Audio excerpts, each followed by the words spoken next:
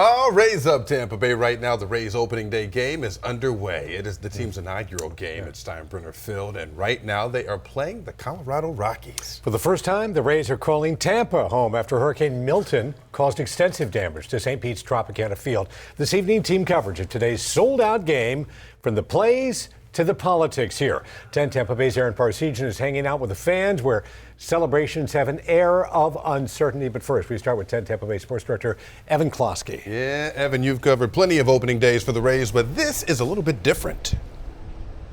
Yeah, it's very different because for the first time ever, the Tampa Bay Rays are actually playing a home game with natural light. So that is something we love to see, and I cannot say enough great things about this Rays organization and what they did the past 4 days to flip this stadium around from what was the Yankees spring training facility 4 days ago to what is now the home of the Tampa Bay Rays. We're talking about 3,000 plus marketing elements. They span a mile long on the ground, and it's really going to be something that feels like home for a lot of the players and the fans. And as I was talking with both of them earlier today, they both feel like it is home. So we're still trying to figure out what to do here. Fans getting their bearings. You're going to have to bring sunscreen to the park. That's a first for many when attending a Tampa Bay Rays game. Also, when you're talking about the players, they don't really know exactly where to go for certain things, but they are figuring it out.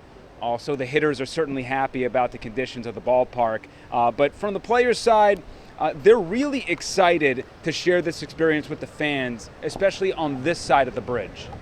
I know every guy in here is excited. It feels like something new, and I feel like that's kind of what opening day stands for. It's a new start, new beginning.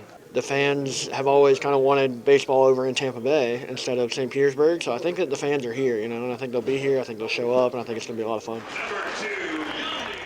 And here is another nugget. Tampa is now the 60th city in history to host a Major League Baseball game since 1900, so this is a historic day for many reasons. Rays owner Stu Sternberg was actually speaking with the media earlier today and mentioned how he hopes this is a memorable and incredible season. Of course, there's a lot to talk about with this team on the field and a lot to be excited about, but when it comes to the Tampa Bay Rays, there's also a lot to talk about off the field. And joining me with that Stu Sternberg during the pregame festivities was Aaron Parsegian. And Aaron, to say this has been a rocky offseason would be a understatement or an understatement. So what is going on with that side? What did he have to say? And then also from the fans' perspective, they're still excited that there's baseball in Tampa, right?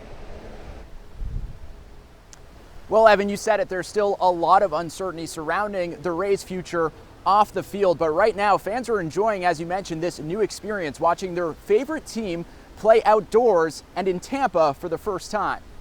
It's sun shining, perfect weather for a game today. A beautiful night at the ballpark, one that took a massive effort to transform a rival's field into a Rays haven. We're excited to have baseball back in town. A smaller sold-out crowd stretching high across Dale Mabry. Some new season ticket holders for 81 games closer to their home. The last few years making the trek across the bridge was long, and now that they're closer, going to take advantage of that. But in the air alongside the smell of concessions, questions on the future of the franchise. I don't want the Rays to leave. I think they're an important part of our community.